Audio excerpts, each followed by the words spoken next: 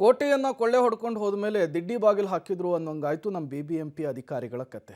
ಕೆರೆಗಳನ್ನು ಒತ್ತುವರಿ ಮಾಡ್ಕೊಂಡಿದ್ದಾಯ್ತು, ಅದರ ಮೇಲೆ ಲೇಔಟ್ಗಳು, ಅಪಾರ್ಟ್ಮೆಂಟ್ಗಳು, ಮನೆಗಳನ್ನು ನಿರ್ಮಾಣ ಮಾಡ್ಕೊಂಡಾದ್ಮೇಲೆ ಕೆರೆಗಳ ಉಳಿವಿಗೆ BBMP ಅಧಿಕಾರಿಗಳು ಮುಂದಾಗ್ತಾ ಇದ್ದಾರಂತೆ. ಹೇಗೆ ಬನ್ನಿ ನೋಡ್ಕೊಂಡು ಬರೋಣ.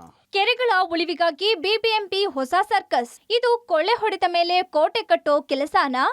ನಗರದಲ್ಲಿ ಒಟ್ಟು 210 ಕೆರೆಗಳಿವೆ. ಈ ಪೈಕಿ 60ಕ್ಕೂ ಅಧಿಕ ಕೆರೆಗಳು ಅಳಿವಿನ ಅಂಚಿಗೆ ಬಂದಿದೆ. ಇನ್ನು ಕೆಲವು ಸಂಪೂರ್ಣವಾಗಿ ಮುಚ್ಚಿ ಹೋಗಿದೆ. ಈಗ ಸರಿಯಾಗಿ ಉಳಿದಿರುವುದು 140 ಕೆರೆಗಳಷ್ಟೇ. ಇದರಲ್ಲೂ ಕೂಡ ಭೂಗಳ್ಳರ ಕಣ್ಣು ಬಿದ್ದು ಒತ್ತುವರಿ ಆಗಿರುವುದರ ಪಟ್ಟಿ ಬಹಳ ದೊಡ್ಡದಿದೆ. ಇಷ್ಟೆಲ್ಲದರ ನಡುವೆ ಸಿವೇಜ್ ನೀರಿನಿಂದ ದೊಡ್ಡ ದೊಡ್ಡ ಕೆರೆಗಳೆಲ್ಲವೂ ಮಲಿನಗೊಂಡಿದೆ. ಅಲ್ಲಿರುವ ಜೀವಚರಗಳು ನಾಶವಾಗುತ್ತಿದೆ. ಈ ಮೂಲಕ ನಗರದ ಜಲಸಂಪತ್ತು ನಾಶದ ಅಂಚಿಗೆ ಬಂದು ನಿಂತಿದೆ.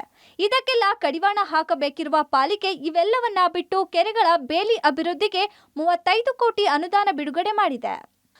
ಈ ವರ್ಷ ನಾವು 50 ಕೋಟಿ ರೂಪಾಯಿಯಲ್ಲಿ ನಮ್ಮ ಆಸ್ತಿಗೆ ಫೆನ್ಸಿಂಗ್ ಮತ್ತು ರಕ್ಷಣೆಗಾಗಿ ಬೇರೆ ಬೇರೆ ಏನು ವ್ಯವಸ್ಥೆ ಮಾಡಬೇಕು ಇಟ್ಕೊಂಡಿದ್ದೆ. ಹೀಗಾಗಿ ಎಲ್ಲೆಲ್ಲಿ ನಾವು ಕೆರೆಗಳಿಗೆ ಹೊಸದಾಗಿ ಫೆನ್ಸಿಂಗ್ ಮಾಡಬೇಕು ಮತ್ತು ಕೆಲವು ಕಡೆಗೆ ಫೆನ್ಸಿಂಗ್ ಹೋಗಿದೆ, ಆ ದಿಕ್ಕಿನಲ್ಲಿ ಆ 50 ಕೋಟಿಯಿಂದ 21 ಕೋಟಿ ರೂಪಾಯಿಯನ್ನು ಆ ಕಡೆಗೆ ಶಿಫ್ಟ್ ಮಾಡಿದ್ದೇವೆ. ರಿಮೈನಿಂಗ್ ಹಣ ಕೂಡ ಇದೆ, ಅದರಲ್ಲಿನೂ ಕೂಡ ಬೇರೆ ಬೇರೆ ಪ್ರಸ್ತಾವನೆಗಳು ಈಗ ಬರ್ತಾ ಇದೆ.